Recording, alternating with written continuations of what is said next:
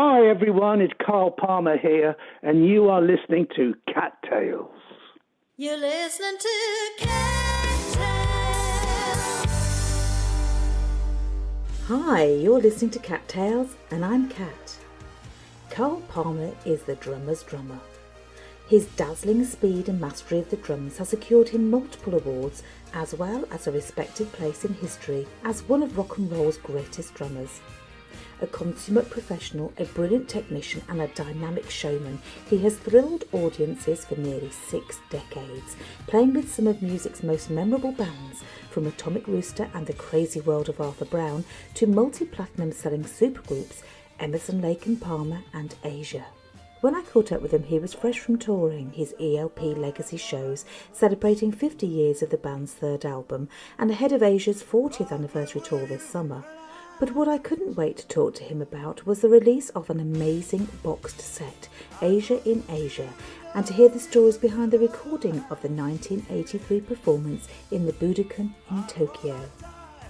This is the one with Carl Palmer.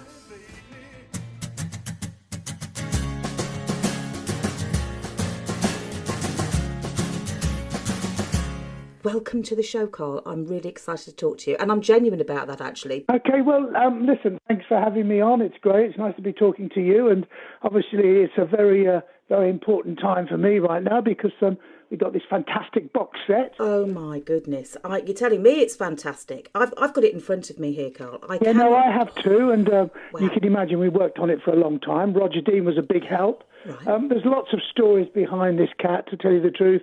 As you know, John Wetton wasn't there for the original vocals because he wasn't very well at the time, and we didn't want to endanger his health anymore. So Greg Lake stepped in at the last minute. I think he had about just over 2 weeks to get ready for it, and he did a great job. Didn't he just? Apart from all of that drama, it was a successful satellite broadcast, and it was one of the very first. Normally they'd done, as you well know, sporting events, but, to take something into MTV, into the US from Japan was quite a feat at the time, but it all worked remarkably well, and we're very pleased, and we're pleased with this 40th anniversary box set, that's for sure. Oh, it's amazing. And straight away I put on the DVD because you've got to go there and try and be in the concert, don't you?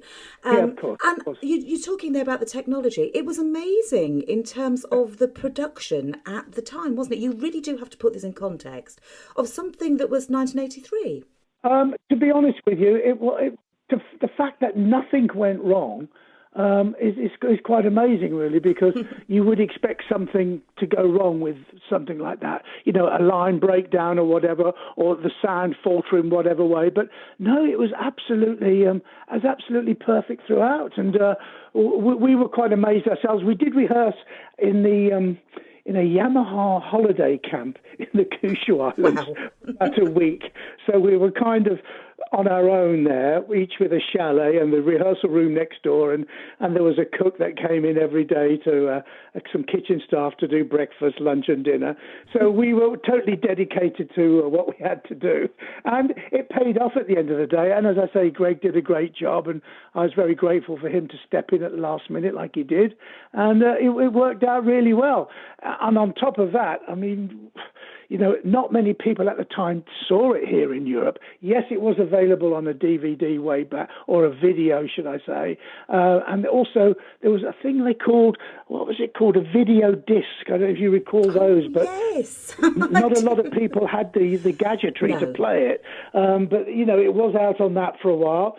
And then it sort of all kind of disappeared. And since the box set, Emerson, Lake and Palmer signed to BMG, and BMG have just been absolutely fantastic, was our record company of choice, and they decided to pick up Asia as well. So I was over the moon because they have one of the great all-time sort of teams there. John Wilson and his team are just superb at putting this kind of stuff together. They know exactly what to do, and I worked with them as much as I could, along with Jeff Downs and Steve Howe, the management, and we got it. We managed to get it all in one. As I said, Roger Dean was a great help too. Oh, well, do you know, it's incredible because you've got the DVD in there, but let's just go through. You've also got more than just the DVD, haven't you? You've got the vinyls. There's two coloured vinyls in there, Beautiful. which are basically of the concert. People are still collecting vinyls in a big way. There's a CD with the concert, so you just got the audio. There's a booklet, a glossy booklet with all pictures of the event, obviously some of them taken off the DVD. There's a small enamel badge, which is the original Asia logo designed by Roger Dean. That's in there. There's some photographs. There's some posters.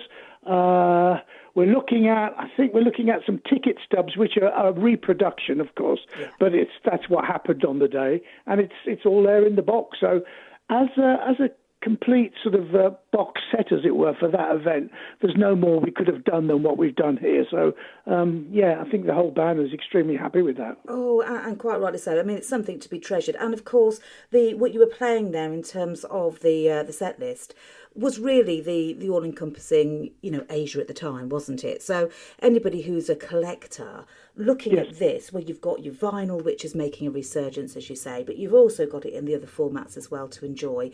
And you're right when you said nothing seemed to go wrong. I was quite surprised at that, because you always see something go wrong if you're really avidly watching. To the general public, it probably doesn't, does it? But when you know the songs well, etc., you expect something to go a little bit of a hiccup, and it just didn't. Well, I mean, to tell you the truth, Kat, the problem for us wasn't the actual satellite broadcasting itself, because that seemed to be very together, and the Japanese, as you know, are extremely hot on their technology. What we were concerned about was it going into America through MTV, and MTV was set up for us to take this feed by David Geffen Records. He also is involved with DreamWorks, with all that filmmaking stuff. He wasn't then, but he went on to go on to do that. And he was at the front of all of this, and it was his idea that we try this kind of broadcast. And MTV was the ideal vehicle for moving this type of product at the time, because this was the latest way to promote yourself, and we'd already got videos with Godley and Cream, Only Time Will Tell, Heat of the Moment. We got a Soul Survivor, I believe, as well. So it seemed a natural transition to try and broadcast through satellite into America. We just couldn't get it. We couldn't get the feed to go around the world. It was to do with various time changes in various zones, and that made it a bit more difficult. But listen, you can't have it all. We got as much as we possibly could out of it, and everyone was like super happy, Oh, absolutely. And you can't believe that 40 years on, you've actually got this in your hands now, that of something that happened, and it's really worthwhile. Yes. Well, we always had the documentary, but it's nice. It's nice to have the package with all the bits. Even though I've seen them all a thousand times, it's nice to have it all in one neat box. Yes, exactly. At least you could pick it up as well and enjoy it. Yeah. Now, we obviously know that Greg stepped in there, didn't he, for John Wetton? So how he didn't have long to prepare, as you say. That was an incredible didn't. He had about 2 weeks. I think we contacted him a week in 1 week and mentioned it to him. He said, "Oh, can I let you know?"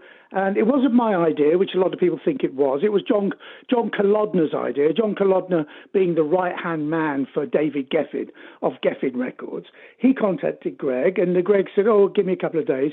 He thought about it. We then sent him on a list of what we would be playing, because the satellite time had to be dead on the money as far as when we start, when we finish.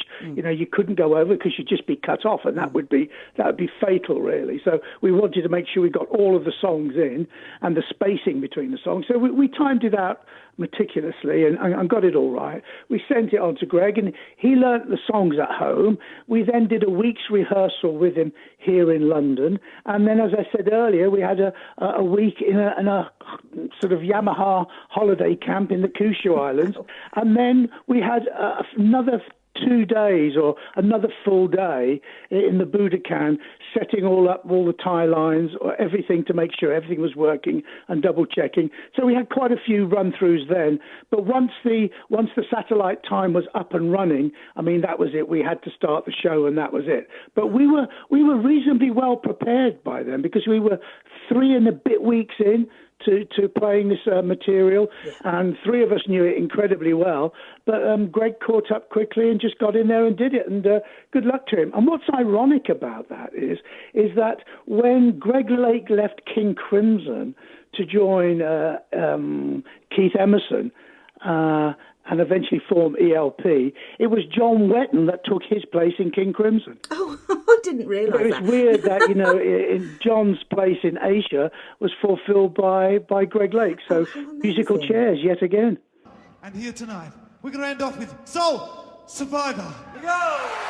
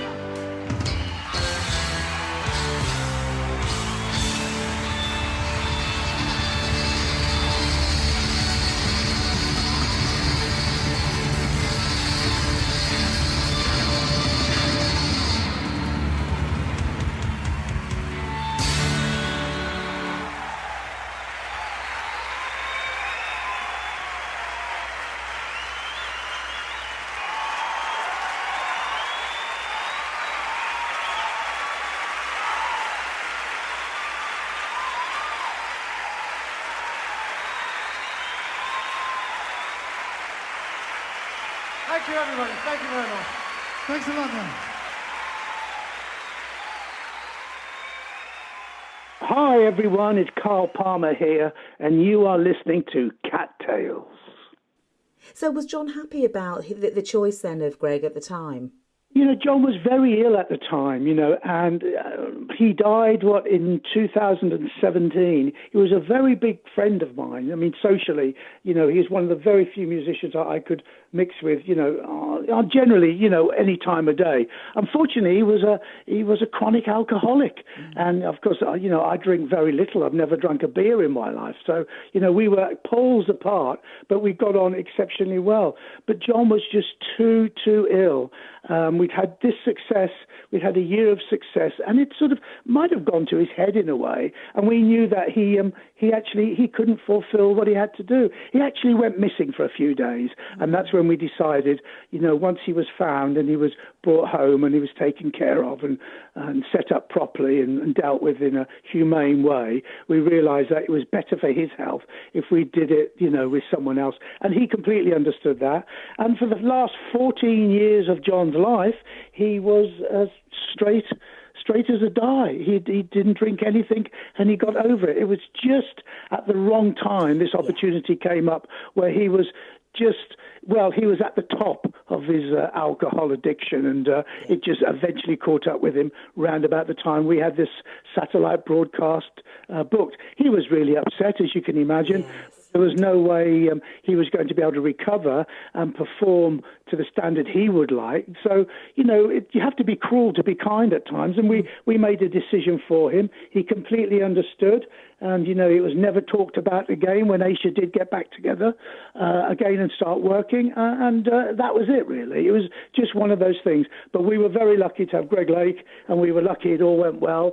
And John enjoyed watching the satellite broadcast. Yes. Oh, I bet he did, bless him. Yeah, he did. He did. That must have been quite He was hard. a lovely man, actually. Lovely man. Yeah. Oh, absolutely. You speak very fondly of him, so I don't doubt that. I mean, how lovely were your words there, and you've picked up on a really important thing there about fitness. And I think people, you know, watching from the outside often forget this, don't they? They think it's sex, drugs, and rock and roll, and actually, yeah. I mean, to be honest with you, the world, this music business is very. I mean, I didn't come into the music business to be famous or to be rich.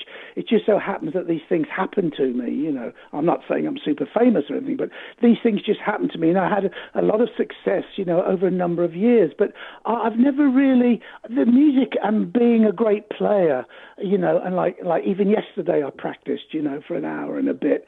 You know, these things are really important to me. I've just finished an English tour a week ago of 23 concerts, so all of this is kind of important to me, and it's not what goes with it. The glamour really doesn't interest me, and, you know, the limousines and this and that. I mean, it's all okay, but it's not what I live for, you know. I've always wanted to be a drummer, you know, just a drummer, but I wanted to be a great drummer, and that was it, end of story. And if I could be in great bands, wouldn't that be the payoff? That would be tremendous. But I think it's the world that when people enter this for any other reasons, you know, there's a chance that you could be swayed in other directions which aren't the best directions for you. I mean, you have to understand that when you're in America, there's a dressing room and there's a fridge and there's alcohol in there every day. Yeah. Well, you drink a beer, and I've never drunk a beer, by the way, or a lager, every day for 6 weeks. I guarantee when you get home, you'll be going to the fridge and looking for a beer because I've seen it, you know.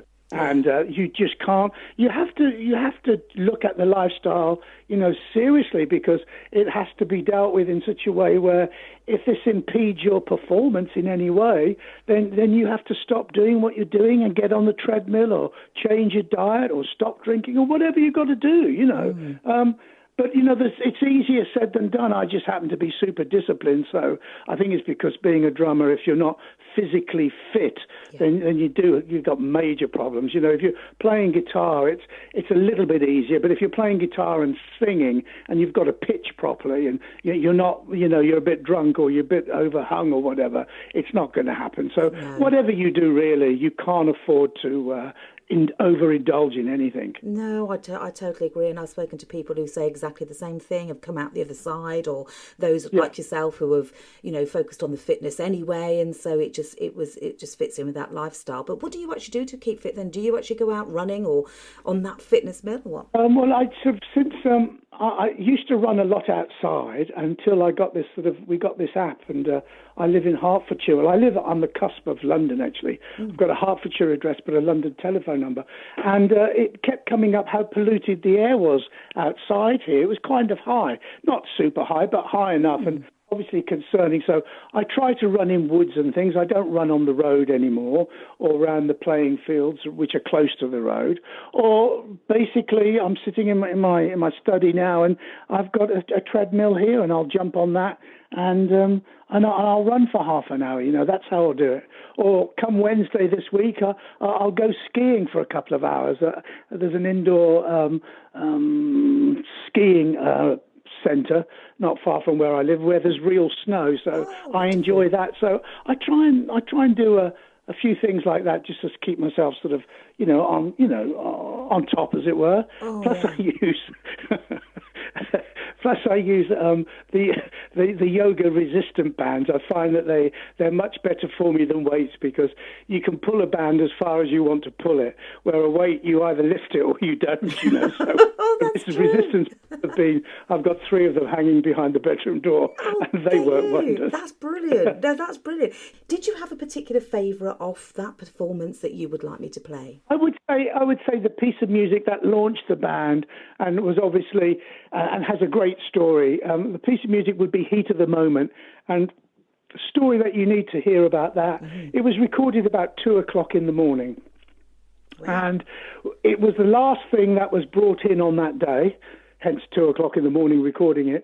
And it started off life as a country and western tune, and it was in a 3/4 pulse.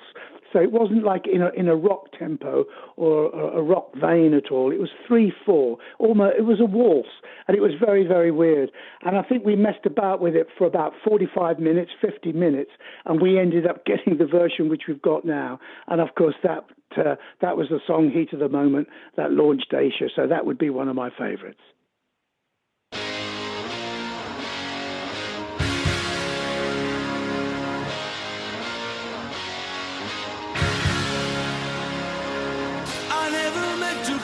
So bad to you.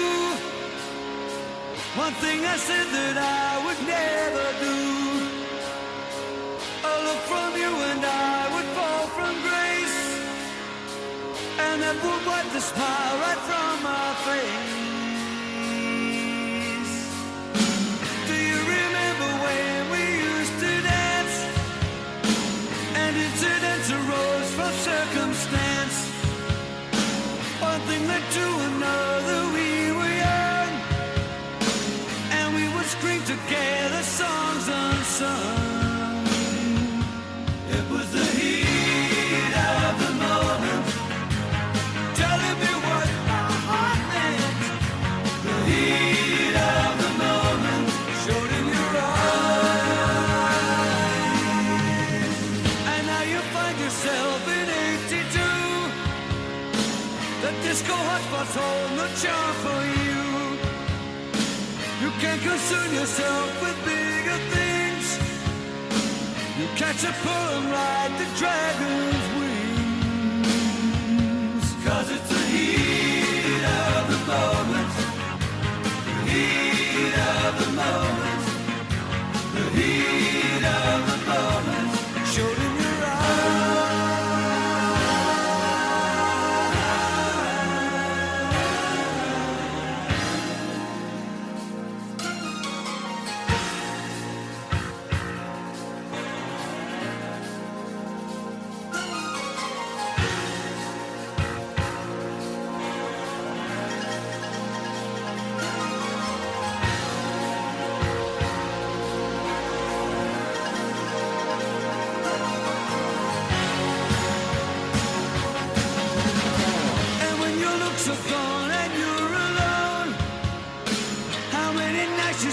Beside the phone, what were the things you wanted for yourself? Teenage ambitions you remember well. It was the heat of the moment, telling you what your heart meant. The heat of the moment showed in your eyes. It was the heat of